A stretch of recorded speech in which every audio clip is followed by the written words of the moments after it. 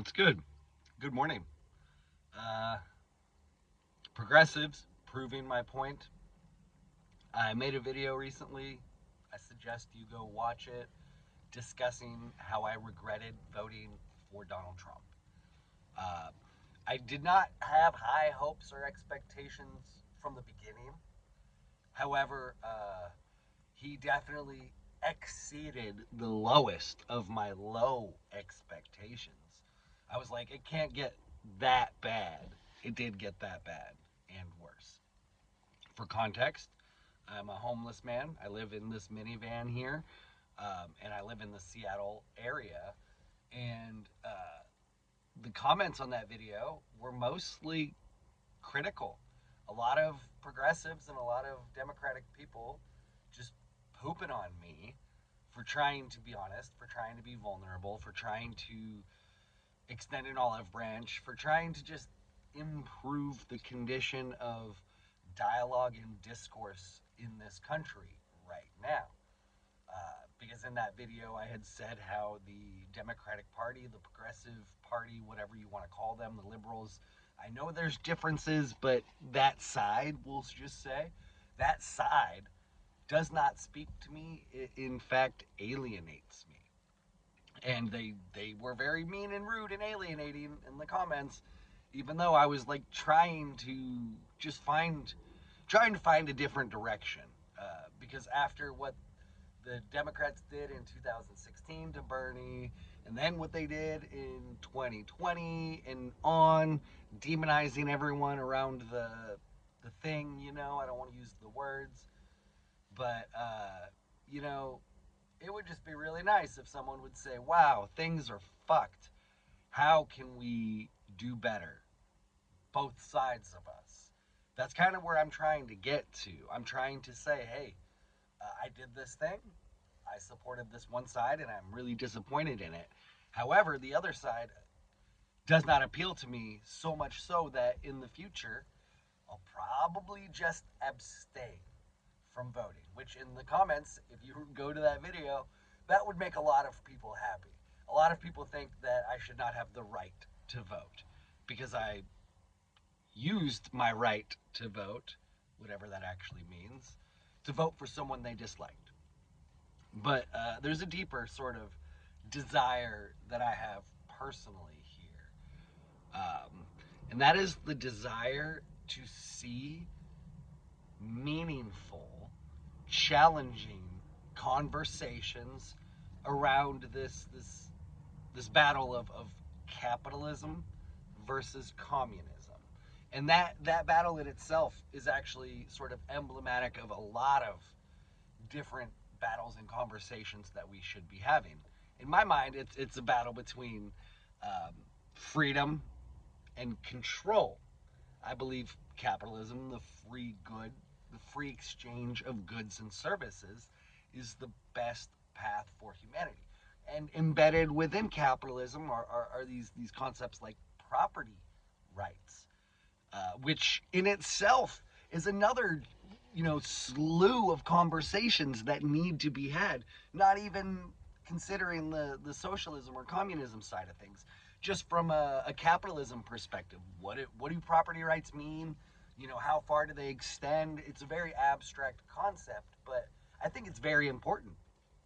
And then when you do include, in the capitalism versus communism conversation, the concept of property rights, it gets even crazier because communists are wild about property rights.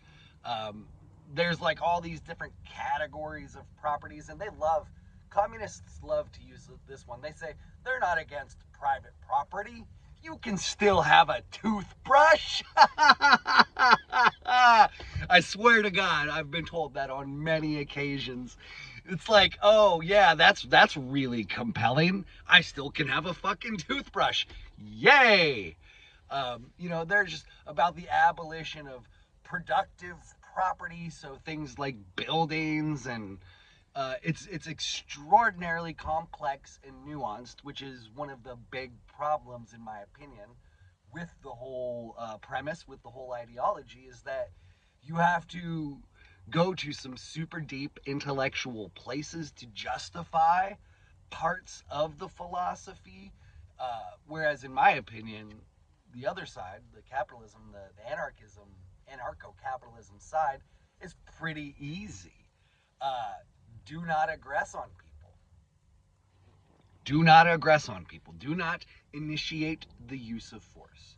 In the free exchange of goods and services, I do not have the right to initiate the use of force against you, and you do not have the right to initiate the use of force against me. You don't really have to get super intellectual to explain that, to justify that. Anyways, getting a little off subject, but but these are the things that I believe we should be discussing in detail, in boring, granular detail. But that's not happening because we have this whole social engineering uh, class of people who literally divide, destabilize, and distract the population to the point where we don't have meaningful, deep philosophical conversations around concepts like property rights and mutual aid and human rights. Instead we just call each other fucking morons for voting for who we think might be the lesser of two evils. And just for the record, I'm not a conservative. I literally caucused for Bernie Sanders in 2016. I was an idiot. I acknowledge that. But, I would say more of I was uninitiated to the deeper layers of the true nature of reality, particularly around control systems and control structures, the state and its connection with the oligarchical class or the aristocracy. I call them the ruling class, the elites. The state and the elites work hand in hand together to write legislation, to direct the flow of and control of the government in a way that benefits them being the ruling class. And it's so frustrating because that right there, that point, both sides will generally say, the rich are fucking us, but they allow the division to happen, and they'll say, oh, it's the rich Republicans, or it's the liberal elites, as I call them, the champagne socialists. And when you are successfully divided instead of united, they win, and they're doing so good at it. Oh man, I do not identify at all as a conservative. Very much, I believe anarchism, libertarianism, is the future objective goal for humanity. That's when we will truly be sovereign, spiritual, and physical beings. When we can extend sovereignty to everyone and then learn to cooperate and collaborate and coexist. I know that's such a leftist sort of word because of that bumper sticker. But remember, I voted for Donald Trump, so I'm not a fucking leftist. But the idea of coexisting is kind of the goal. But how do you coexist with satanic pedophiles who sacrifice babies and who assault children and who just wreak havoc on humanity? You kind of can't coexist with those people.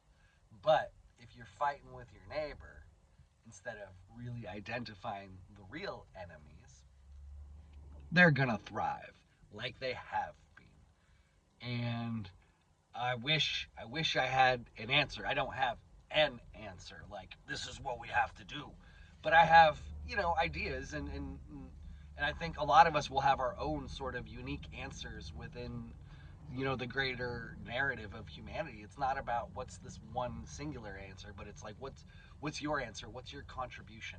How are you participating in the revolution in a sense? Unfortunately, the revolution, that whole narrative in itself is a psyop. The workers of the world unite.